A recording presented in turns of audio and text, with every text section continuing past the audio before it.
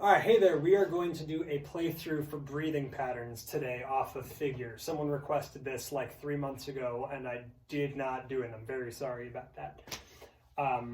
When we were writing this song, I was listening to a ton of the most recent Jason Isbell record, which is the Nashville Sound, and I sort of think that record is really, really interesting, and the playing on it is just fantastic. So I think when this started, I wanted like the beginning of the song to sort of have that like in the pocket feel that I was really enjoying off of that record.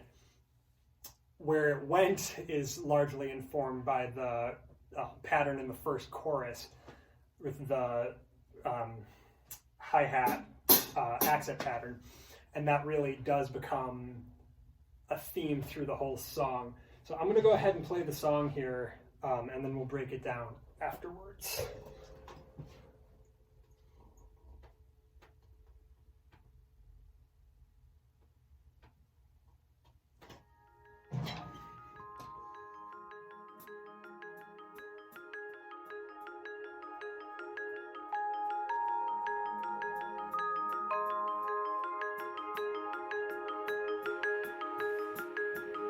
It's so difficult to look back when every image is cracked.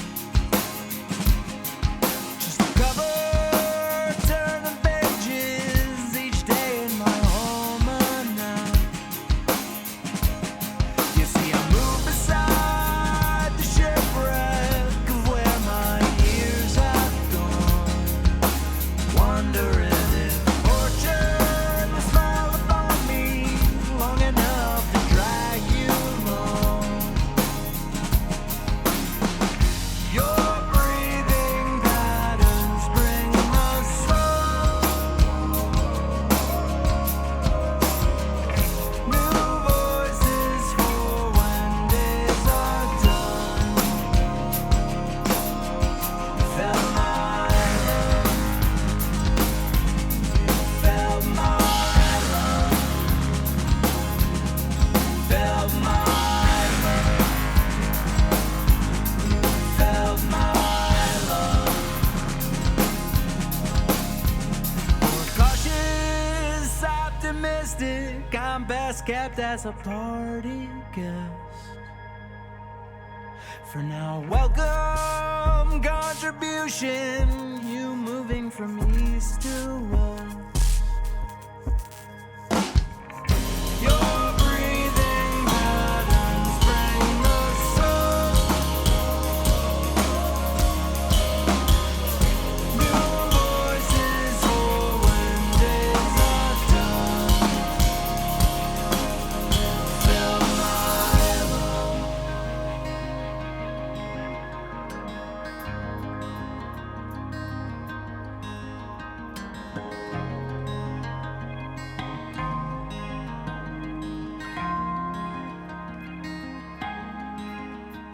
If I stick to what I know, then I'm just stuck to what I've done. Still sore from being burned by every fire I've begun. Every postcard is a post-war transmission. And every word's a new beginning.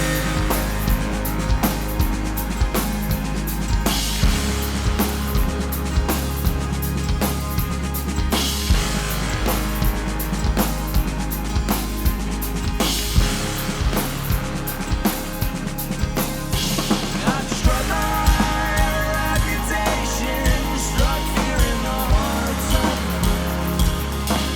I've become a walking confrontation, can't make those mistakes again. All breathing patterns bring the soul. New voices for when you have gone. Felt my love. Felt my love. So there's the outro after that, that's all programmed drums. And there's that middle section that's all programmed drums, and there's the beginning that's all vibraphone. I didn't think about how much the song starts and stops before I just did that. I think that really does help push the song. So like I was saying, that first beat is sort of really just meant to be this like in the pocket simple thing. There's a fair bit of ghost note going on in the snare drum, but really I don't think the song would suffer without it. The central part is just the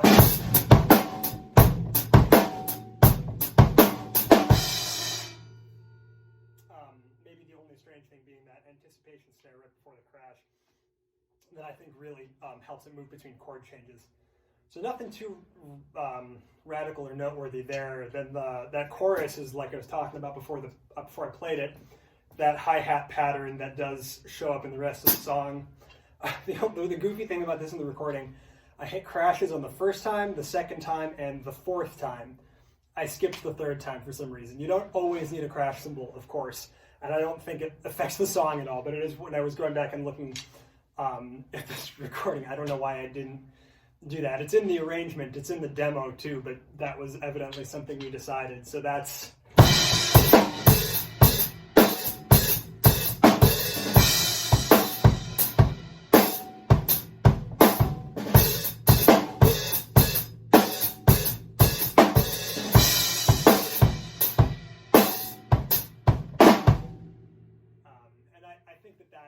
the two in the forehand on that, where the hi-hat accent switches to a straight pattern, is a really nice breath of fresh air in the song with the woes that happen.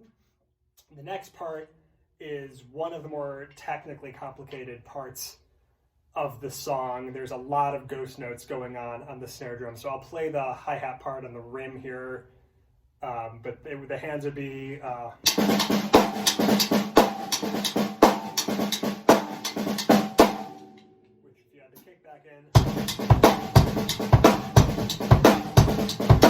So it's a pretty constant triplet that goes on there.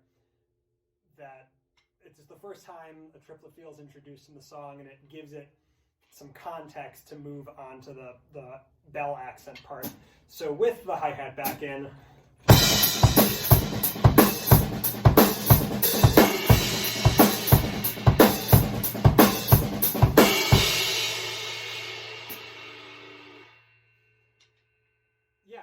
so the next part that gets introduced is again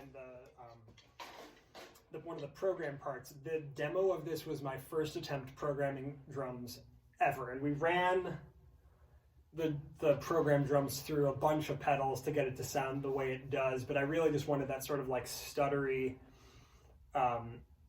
sound. In case you couldn't tell, I really love the Postal Service. The next part is this bell pattern that I think is probably one of, if not the hardest parts on the record. When we came in to record this, I think this was, and Evan can correct me if I'm wrong, but I think this was 11 clicks slower when we demoed it. It was recorded at 161, and I think it was like 150, 155 when we wrote it, and we didn't change it until we actually got in the studio, which was not a big deal until we got to this part, which is very fast.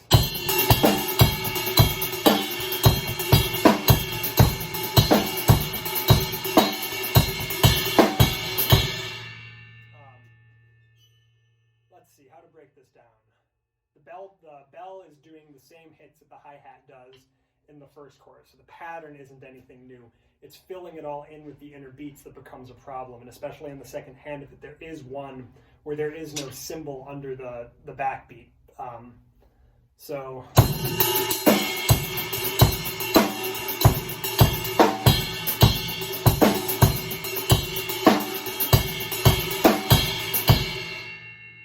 triples in the left hand, there's no triples in the right hand. I'll do it one more time slowly.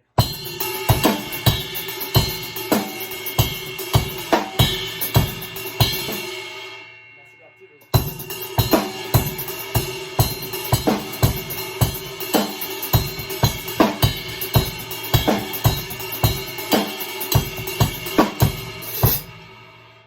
It truly is harder to play slow than it is to play fast. The part after that comes in, there's again a stop, and the part that comes in is the tom part, and on the recording it's actually doubled with kick drums that we put on the ground and hit with mallets. Pretty straightforward.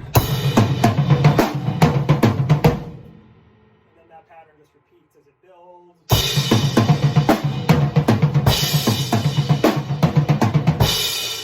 last part of it, the only hard part, is doubles in the left hand with crashes on the right to bring you back into the melody.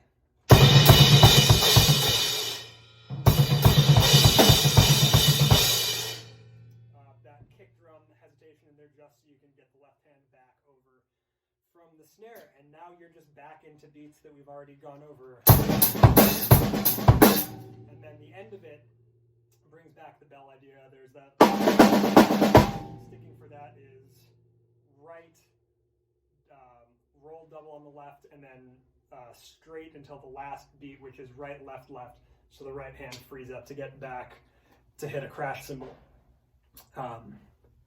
As that builds, this sort of does the same thing that Adult Contempt does at the end, where the pattern changes from being so specific to a bell hit to it sort of then is hitting cymbal accents to wash it out, and then the last time through you're just smacking the cymbal with crashes. So instead of doing